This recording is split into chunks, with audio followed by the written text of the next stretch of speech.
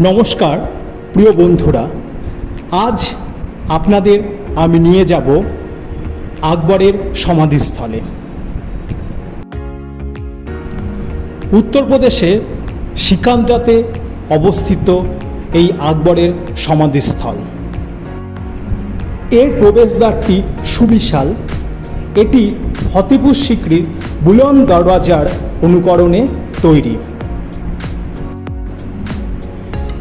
এটির কারুকার্য আপনাকে মোহিত করবে। মুঘল সাম্রাজ্য সেই সময় শিল্পে এবং বাণিজ্যে কত উৎকর্ষের জায়গায় পৌঁছেছিল, আকবরের সমাধিস্থল তার একটা নিদর্শন। আকবর মারা যাওয়ার পর তার পুত্র জাহাঙ্গীর এই সমাধিস্থলটি নির্মাণ করেন। এই সমাধিস্থলের পাশে যে বাগানটি আছে সেটা আপনাকে মুগ্ধ করবেই। এটি সুবিশাল 119 একর জমির ওপর অবস্থিত। লর্ড কার্জন এই সমাধিস্থলটিকে পুনঃসংস্কার করেন।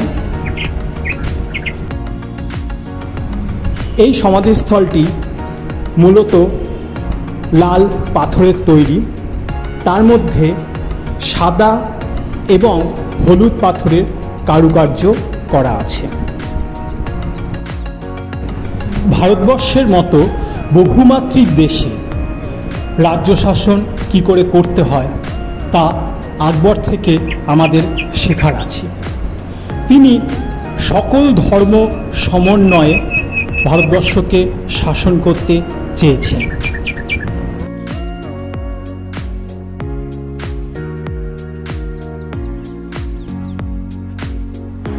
আগ্রায় ঘুরতে এলে শুধুমাত্র তাজমহল না দেখে অতি অবশ্যই সিকান্দ্রায় আসবেন আকবরের সমাধিক্ষেত্র দেখতে।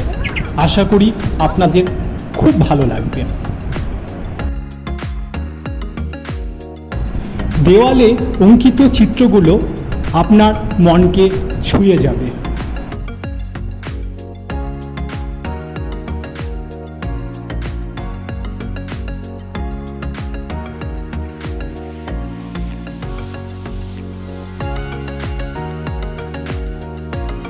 আকবরের এই সমাধিক্ষেত্রে আকবরের সমাধি ছাড়া তার দুই মেয়েরও সমাধি বর্তমান।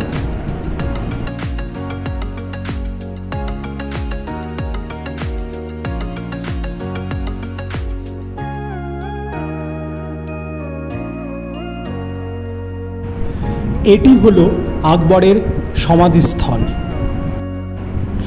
এটি হলো কাঁচমহল বা শীষমহল, যেটা আগে হারিম হিসেবে ব্যবহৃত হতো। আপনি এখানে গেলে লোদির সমাধিস্থলও দেখতে পাবেন। আমি যখন এখানে গিয়েছিলাম তখন লোদির সমাধিস্থলটিকে নতুনভাবে গঠনের কাজ চলছিল। আকবরের সমাধিস্থল থেকে মাত্র 1 কিলোমিটার দূরে তার প্রিয়তমা স্ত্রী যোধাবাইয়ের সমাধিক্ষেত্র। যোধাবাইয়ের সমাধিক্ষেত্রটি হিন্দু রীতি অনুযায়ী গঠিত। আশা করি আমার ভিডিওটা আপনাদের ভালো লাগলো। আমার ভিডিওটা দেখার জন্য আপনাদের অসংখ্য ধন্যবাদ।